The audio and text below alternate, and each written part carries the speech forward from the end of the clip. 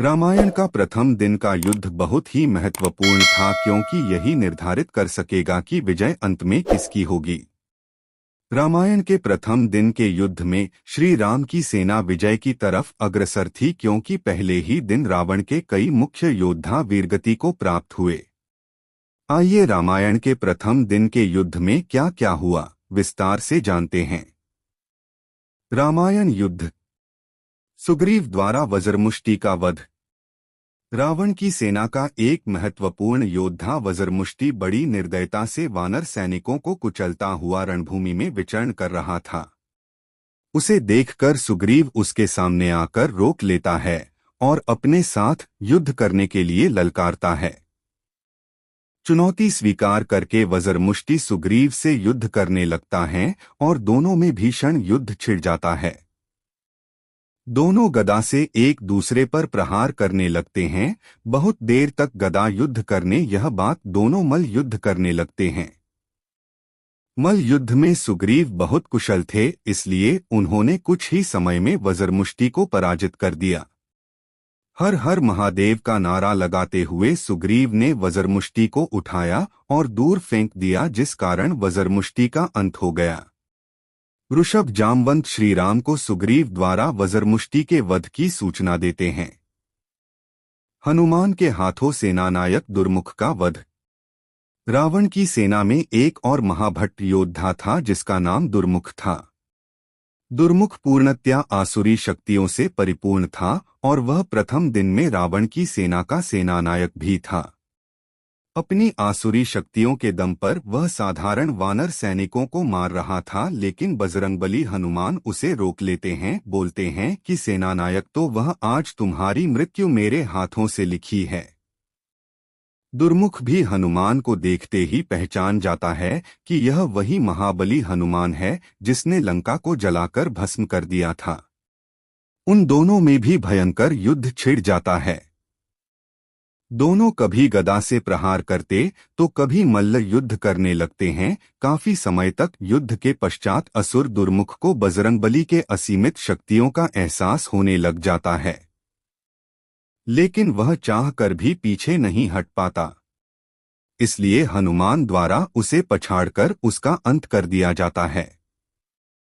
दुर्मुख के वध की सूचना पाकर रावण अचंभित हो जाता है, क्योंकि वह मानता था कि दुर्मुख का अर्थ स्वयं यमराज का मुख होता है। जिज्ञासावश रावण पूछता है कि दुर्मुख का वध किसने किया। रावण का मुख्य गुप्तचर सुक उसे बताता है कि दुर्मुख का वध करने वाला कोई और नहीं, लंका जलाने वाला तथा अक्षय कुमार का हंता पवन पुत्र महाबली हनुमान है।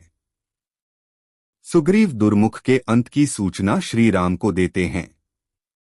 लक्ष्मण के द्वारा रावण पुत्र प्रहस्त का वध। रावण का छोटा पुत्र प्रहस्त भी पहले दिन युद्ध करने के लिए रणभूमि में आता है। प्रहस्त धनुर्विद्या में निपुण था तथा अपने मायावी तीरों से वानर सैनिकों का संहार कर रहा था। उसे देखकर लक्ष्मण जी को लगा कि शायद रावण खुद आ गया है, लेकिन विभीषण ने उनको बताया कि यह रावण नहीं बल्कि रावण का पुत्र प्रहस्त है। ये बड़ा ही मायावी तथा विकट योद्धा है, इससे युद्ध करना साधारण सैनिकों के बस की बात नहीं है। यह पूरी वानर सेना का अंत एक ही दिन में करने की क्षमता रखता है, इसलिए इससे रोकना अति आवश्यक है। विभीषण से प्रहस्त के पराक्रम की बात सुनकर लक्ष्मण जी कहते हैं, ठीक है, तो रावण के पुत्र के अहंकार को तोड़ने के लिए मैं स्वयं जाता हूं। लक्ष्मण जाकर प्रहस्त को युद्ध के लिए ललकारते हैं। दोनों वीर कुमार में बाणों की जंग छिड़ जाती है। लक्ष्मण से युद्ध करते समय प्रहस्त ने एक मायावी बाण दूसरी तरफ वानर सैनिकों पर चला दिया, जिससे सैकड़ों वानर सैनिक मर गए। यह देखकर लक्ष्मण जी को रावण पुत्र प्रहस्त पर बहुत अधिक क्रोध आता है। तुम जीवित रहने के लायक नहीं हो, यह कहकर लक्ष्मण एक प्राणघातक बाण उस पर चला देते हैं। बाण लगते ही रावण पुत्र प्रहस्त वही ढेर हो जाता है। अपने पुत्र प्रहस्त की मृत्यु की खबर सुनकर रावण शौक स्तब्ध रह जाता है और क्रोधित होकर स्वयं युद्ध भूमि में जाकर अपने पुत्र के मृत्यु का बदला लेने की बात कहता है। लेकिन तभी मकराक्ष उन्हें रोक लेता है और कहता है कि महाराज मुझे जाने दीजिए, क्योंकि राम सबसे पहले मेरा शत्रु है। राम ने मेरे पिता खर का पंचवटी में वध किया था, इसीलिए सबसे पहले मुझे अधिकार है कि मैं राम से युद्ध करके उसका मस्तक काट कर अपनी माता के लिए लाऊं।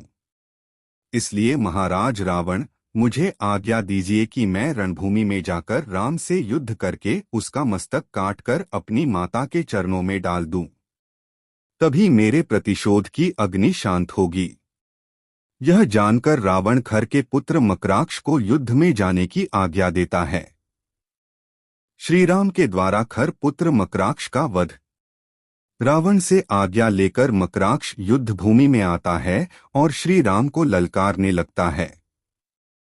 उसकी ललकार सुनकर लक्ष्मण उसे रोक लेते हैं और बोलते हैं कि श्री राम से युद्ध करने से पहले तुम्हें मुझसे युद्ध करना पड़ेगा। पहले मुझसे युद्ध जीत लोगे तो श्री राम के भी दर्शन हो जाएंगे। तब मकराक्ष कहता है कि लक्ष्मण, मैं तुमसे नहीं बल्कि तुम्हारे भाई और मेरे पिता के हत्यारे राम से युद्ध करना चाहता हूँ। मैंने अपनी माता को वचन दिया है कि मैं युद्ध में राम का सर काटकर उनको सौंप दूंगा तथा उसके खोपड़ी में जल भरकर अपने पिता का दर्पण करूंगा, तभी मेरे मृत पिता खर की आत्मा को शांति मिलेगी। उसके ऐसी बातें सुनकर लक्ष्मण अंगद आदि उसका उपहास उड़ाने लगते हैं, लेकिन तभी श्री राम ने उन्हें रोक देते हैं, यह कहकर कि किसी के भी संकल्प का उपहास करना अच्छी बात नहीं है। तब श्री राम मकराक्ष से पूछते हैं कि तुम्हें मेरा मस्तक क्यों चाहिए और तुम कौन हो, अपना परिचय दो।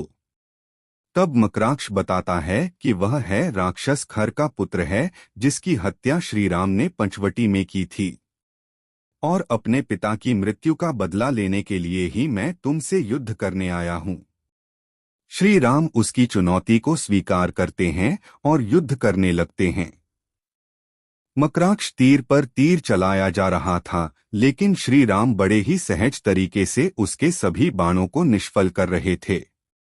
फिर मकराक्ष अपनी मायावी आसुरी विद्या का प्रयोग करने लगता है, जिससे एक बार श्री राम भी प्रभावित हो जाते हैं, लेकिन विभीषण से जानने के बाद मैं उससे मुक्ति पा लेते हैं। अंत में श्री राम प्राणघातक बाण के द्वारा मकराक्ष का भी अंत कर देते हैं।